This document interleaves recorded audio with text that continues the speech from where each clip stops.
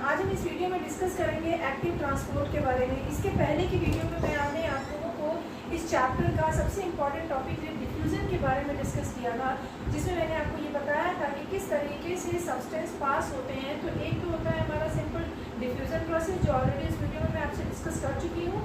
अगर आपको उसको समझना हो तो मेरी वीडियो पे जाइए, वहाँ सब कुछ वहाँ मैंने डिटेल में समझा रखा है। अब इस वीडियो में हम ये समझेंगे कि सब्सटेंस दूसरे किस तरीके से पास होता है एक रीजन से दूसरे रीजन में। बट इस before going to discuss the whole topic in detail, आपको मैं बताना चाहूँगी कि active transport of the substances वो प्रोसेस है जिसमें एनर्जी का यूटिलाइजेशन होता है। अब वो एनर्जी किस तरीके से इस्तेमाल होती है वो सारी चीज़ें मैं आपको यहाँ पे समझाऊंगी अच्छे से। तो सबसे पहले हम इसके पॉइंट्स को डिस्कस करते हैं। तो इसका पॉइंट, सबसे पहला पॉइंट जो क्या होगा, जो इसमें ट्रांसपोर्ट ऑफ सब्सटेंसेस होता है वो किस तरीके से मूव करता है। तो वहाँ पे हमने डिस्कस किया था कि it moves from the region of the higher concentration to the region of the lower concentration, ठीक है।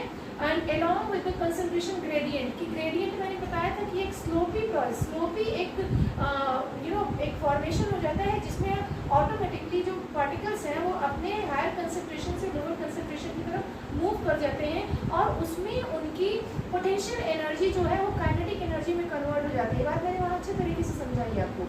यहाँ क्या होता है, यहाँ पे हम ये समझेंगे कि जो मूवमेंट ऑफ द पार्टिकल्स होता है ये against a concentration gradient work करता है, यानी कंसंट्रेशन ग्रेडियंट के ऑपोजिट में ये वर्क करता है।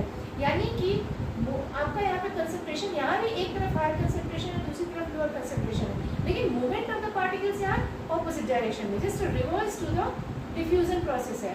तो सबसे पहली बात क्या हुई कि कंसंट्रेशन ग्रेडियंट के अगेंस्ट में यहाँ मूवमेंट हो रहा है। किस तरीके से, मान लीजिए ये आपका कंसंट्रेशन ऑफ सॉल्यूट इधर है, ठीक है, एक बीकर के अंदर जिसमें हमारा वाटर भी है, ठीक। मान लीजिए मैं यहाँ वाटर को अलग कलर से मेंशन करती हूँ, ठीक है, और ये हमारा सॉल्यूट है और यहाँ पे हमारा ये दूसरा रीजन है, ठीक, जिसमें हमने यहाँ से एक इंटर कनेक्शन कर दिया।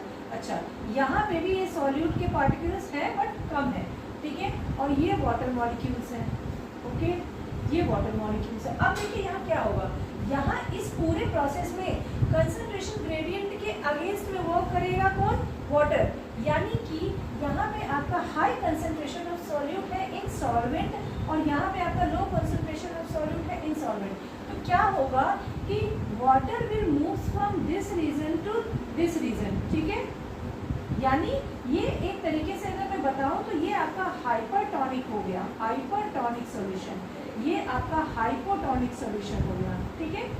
क्या बताया मैंने, ये हमारा हाइपरटोनिक है जिस सॉल्यूट की कंसंट्रेशन यहाँ ज़्यादा है, ये हाइपोटोनिक है, कंसंट्रेशन ऑफ सॉल्यूट कम है। अब क्या होगा, अब यहाँ पे भी हमको इक्विलिब्रियम मेंटेन करना है, इक्विलिब्रियम को रीच करना है। तो movement of the water molecules हो, यानी वाटर मॉलिक्यूल्स यहाँ से मूव करेंगे, कहाँ से, लो कंसंट्रेशन ऑफ सॉल्यूट जहाँ है वहाँ से हाई कंसंट्रेशन ऑफ सॉल्यूट की तरफ। तो दोनों तरफ हमारा सॉल्वेंट का जो प्रोपोर्शन होगा with respect to the solute ये इक्वलाइज हो जाएगा। तो ये होता है हमारा एक्टिव ट्रांसपोर्ट। अच्छा, अब इस एक्टिव ट्रांसपोर्ट में जो दूसरी सबसे इम्पोर्टेंट प्रोसेस है वो क्या, ये हमारा एनर्जी यूटिलाइज करता है। कौन सी एनर्जी यूटिलाइज करता है, एटीपी, ठीक है। एक तो है हमारा एटीपी का यूटिलाइजेशन, दूसरा हमारा क्या है, इलेक्ट्रोपोटेंशियल एनर्जी, इलेक्ट्रोपोटेंशियल। तो इसके बेसिस पर मैं आपको एक्टिव ट्रांसपोर्ट दो तरीके से समझाऊंगी कि एक प्रोसेस में एटीपी यूटिलाइज होता है, दूसरे प्रोसेस में इलेक्ट्रोपोटेंशियल एनर्जी यूटिलाइज होती है, ठीक है। क्लियर हो गई यहाँ तक बात, जो मैंने पूरा अभी तक समझाया है। First against the concentration gradient work करता है, दूसरा एनर्जी का यूटिलाइजेशन होता है जो डिफ्यूजन में नहीं था। थर्ड क्या है, थर्ड ये है movement of the substance takes place from low concentration to the higher concentration against the concentration gradient, वही बात जो मैंने अभी आपको ऊपर समझाई है। तो अब सबसे पहले इसको समझना है कि इसमें जो एनर्जी का यूटिलाइजेशन होता है वो किस तरीके से होता है, उसकी बेसिस पे पूरी प्रोसेस को हम दो तरीके से डिवाइड कर सकते हैं। पहला क्या है, एक्टिव ट्रांसपोर्ट को हमने डिवाइड कर लिया दो पार्ट में, ठीक। पहला है हमारा primary active transport, primary active transport, दूसरा है हमारा secondary active transport, secondary active transport, ठीक है। प्राइमरी एक्टिव ट्रांसपोर्ट जो है ये हमारा एटीपी की यूटिलाइजेशन पे काम करता है, यानी कि यहाँ एडेनोसिन ट्राइफॉस्फेट वर्क करता है। और दूसरा एक्टिव ट्रांसपोर्ट जिसको हम सेकेंडरी एक्टिव ट्रांसपोर्ट कहते हैं, ये क्या करता है, ये आयंस की इलेक्ट्रोकेमिकल एनर्जी को यूज करता है। ठीक है, इलेक्ट्रोकेमिकल एनर्जी को यूज करता है, किसकी, आयंस की, यानी कि आयंस ही अपने अंदर की एनर्जी को यूज करके फ्लो कराते हैं। तो let's go to discuss first primary active transport कैसे वर्क करता है। अगर हम प्राइमरी एक्टिव ट्रांसपोर्ट की बात करें तो एटीपी के यूटिलाइजेशन का बेस्ट एग्जांपल जो है प्राइमरी एक्टिव ट्रांसपोर्ट का सोडियम पोटेशियम पंप है। क्या है, सोडियम पोटेशियम पंप। अच्छा, ये कहाँ कहाँ होता है सोडियम पोटेशियम पंप? आपका सेल के इनसाइड और सेल के आउटसाइड में ये पंप वर्क करता है। किस तरीके से, मान लीजिए ये हमारा सेल का मेम्ब्रेन है, ठीक है, ये बात हम सबको पता है कि सेल की मेम्ब्रेन किस चीज की बनी होती है, प्रोटीन की प्लस फॉस्फोलिपिड की। अब हमारे ये फॉस्फोलिपिड क्या है, फॉस्फोलिपिड हमारे एक कंटिन्यूअस लेयर है जो कि सब्सटेंस को, ये हमारी वो लेयर है जो कि सब्सटेंस का डिफ्यूजन या सब्सटेंस का ट्रांसपोर्ट अलाउ नहीं करती है। तो अब जो सब्सटेंस इधर से इधर जाना है या लिक्विड इधर से इधर जाना है वो कैसे होंगे, तो यहाँ पे एक पंप वर्क करता है जिसको हम क्या कहते हैं, सोडियम पोटेशियम पंप। ठीक है, सोडियम पोटेशियम पंप। अब इसमें क्या होता है, देखिए मान लीजिए अंदर एटीपी है, या तो अंदर भी कह दीजिए, बाहर एटीपी तो हर जगह मौजूद है सिस्टम में। ठीक है, अब क्या होगा कि अंदर से सोडियम को अगर बाहर भेजना है, क्यों, क्योंकि हमको आयनिक बैलेंस मेंटेन करना है, उसको रेगुलेशन को मेंटेन करना है। ठीक है, तो हम सोडियम को बाहर भेजेंगे, पोटेशियम को अंदर लाएंगे, तो क्या होगा, एटीपी खर्च होगी, एटीपी टूटेगी एटीपी प्लस पीआई में। ठीक है, अब इसमें जो इनऑर्गेनिक फॉस्फेट है, इनऑर्गेनिक फॉस्फेट की एफिनिटी किसके लिए ज़्यादा होगी, सोडियम के लिए ज़्यादा होगी, यानी ये इनऑर्गेनिक फॉस्फेट सोडियम के लिए के साथ बाइंड कर जाएगा और सोडियम को बाहर की तरफ मूव करा देगा। अच्छा, मोस्ट इम्पॉर्टेंट, जब ये सोडियम की इनऑर्गेनिक फॉस्फेट के साथ बाइंडिंग होती है तो इसकी वजह से ये जो प्रोटीन है, इस प्रोटीन में कुछ कन्फर्मेशनल चेंजेस होते हैं, प्रोटीन चेंज कर जाता है। कन्फर्मेशनल चेंजेस मतलब मैं आपको कायदे से समझाऊँ तो प्रोटीन के स्ट्रक्चर में चेंज होता है, और वो चेंज कैसा होता है, मान लीजिए कि वो स्ट्रक्चर कुछ इस तरीके से है, प्रोटीन का स्ट्रक्चर मान लीजिए, अगर मैं आपको इससे समझाऊँ कि प्रोटीन का स्ट्रक्चर ऐसे है जिसके बीच से हमारा पास होगा सोडियम और पोटेशियम। तो जब अंदर यानी इंट्रासेलुलर रीजन में जब एटीपी के साथ सोडियम बाइंड कर गया तो इसके अंदर मैंने अभी आपको समझाया कि कन्फर्मेशनल चेंजेस होते हैं, तो उसकी वजह से इसकी एफिनिटी जब बदलती है तो वो चेंज क्या होता है, ये चेंज इसको इसकी पोजीशन को जस्ट रिवर्स कर देता है। क्या किया इसने, इसकी पोजीशन को इसने जस्ट रिवर्स कर दिया, इसकी वजह से सोडियम जो नीचे की पोजीशन पे अटैच था वो आगे बाहर, यही चीजें आई, सोडियम इस तरीके से वो अपसाइड डाउन में हो गया। ठीक है, तो अब ये सोडियम यहाँ पहुँच गया, तो इनऑर्गेनिक फॉस्फेट सोडियम को लेके इस तरीके से बाहर चला जाता है। ठीक है, तो सोडियम ने बाहर, अब क्या हुआ, अब वहाँ पोटेशियम, यानी कि अगेन यहाँ पोटेशियम भी पॉजिटिव, यहाँ भी, तो अब अगेन हमको ऑस्मोलिक यानी कंसंट्रेशन ग्रेडियंट को मेंटेन करना है। अब क्या करेंगे, अब हम पोटेशियम को अंदर भेजेंगे, because need of the environment में ज़्यादा पॉजिटिव आयन एक तरफ भी नहीं हो सकते, ज़्यादा नेगेटिव आयन एक तरफ भी नहीं हो सकते, तो हमको मेंटेन करने के लिए अब क्या होगा, पोटेशियम को, यानी कि जब पोटेशियम इस इनऑर्गेनिक फॉस्फेट के साथ अटैच होगा, ठीक है, जब पोटेशियम इस इनऑर्गेनिक फॉस्फेट के साथ अटैच होगा तो यही कन्फर्मेशनल चेंजेस जो प्रोटीन के स्ट्रक्चर में होते हैं वो रीस्टोर हो जाएंगी, और जब ये रीस्टोर होने की वजह से ये पोटेशियम अंदर आ जाएगा, और अंदर आने के बाद यही पीआई जो एडीपी को रिलीज किया था, ये पीआई आपका दोबारा, यानी कि अगर मैं समझाऊँ तो ये रिवर्सल प्रोसेस हो जाएगी, यही एडीपी अंदर पोटेशियम को ला के एडीपी प्लस पीआई में कन्वर्ट होकर अगेन एटीपी बना देगा। तो फ्रेंड्स ये है सोडियम पोटेशियम पंप। तो ये प्रोसेस हमको कहाँ देखने को मिलती है, सबसे इम्पोर्टेंट सेल मेम्ब्रेन में।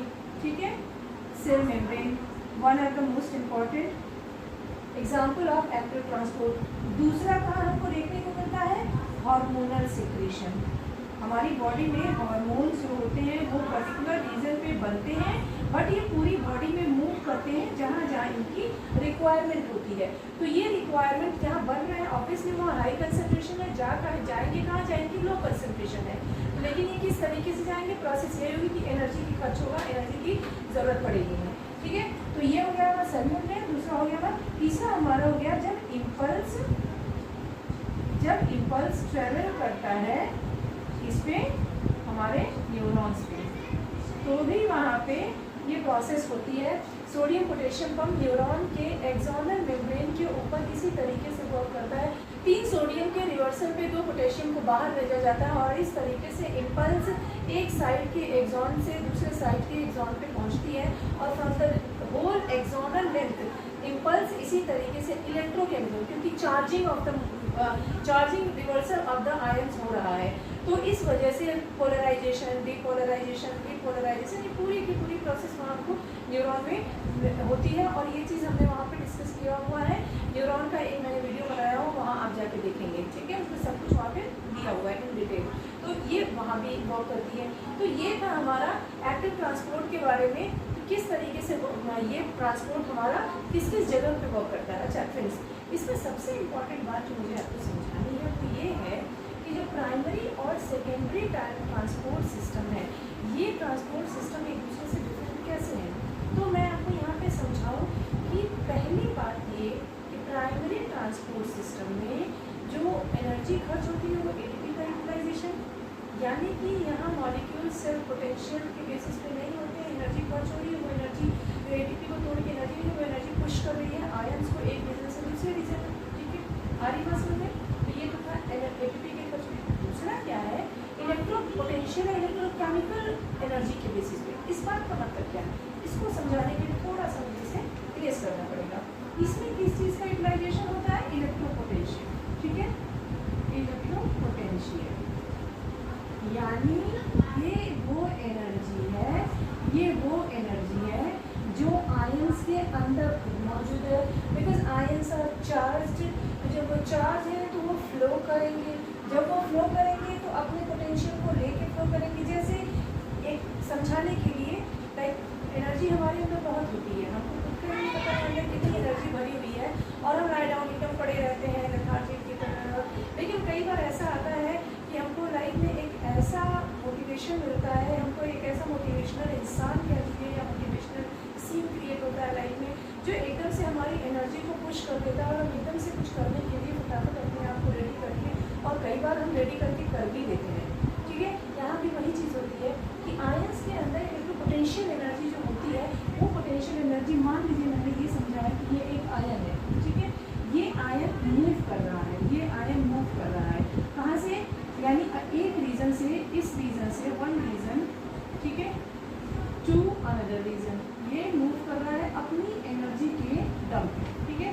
अब क्या होगा, ये आयन दूसरे आयन से जुड़ा होगा, तो यानी कि ये अपने साथ इसको भी खींच के ले जाएगा, ये जुड़ा होगा ये इसको खींचेगा, ये जुड़ा होगा ये इसको खींचेगा, यानी एक की पोटेंशियल एनर्जी क्या कर रही है, दूसरे मॉलिक्यूल्स को अपने साथ खींचते हुए ला रही है। तो इसके बेसिस पे भी हम क्या कर रहे हैं, चीज़ों को मूव करा रहे हैं one region to another region. तो ये था हमारा सेकेंडरी एक्टिव ट्रांसपोर्ट। तो friends, this was all about active transport, how does it works in plants. इसी के बेसिस पे, एक्टिव ट्रांसपोर्ट के बेसिस पे मैंने आपको 3 एग्जाम्पल दिए, एक चौथा एग्जाम्पल भी बता रही हूँ। चौथा एग्जाम्पल है मिनरल और न्यूट्रिशनल अपटेक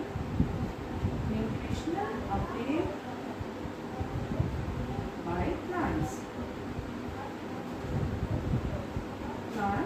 रूट, ठीक है। यहाँ भी वही प्रोसेस होती है, अपहिल डायरेक्शन में होता है, इसमें मूवमेंट अपहिल डायरेक्शन में होता है, यानी कि नीचे से सॉल्यूट जो है वो रूट हेयर्स के द्वारा अब्जॉर्ब किए जाते हैं, और जहाँ पे इनका पोटेंशियल ज़्यादा है, जहाँ पे इनका कंसंट्रेशन ज़्यादा है, उस रीजन से के हेयर्स के थ्रू रूट में आएंगे, रूट सिस्टम में आएंगे, रूट सिस्टम में ये वही चीज़ यहाँ पे सेकेंडरी एक्टिव ट्रांसपोर्ट भी वर्क करता है।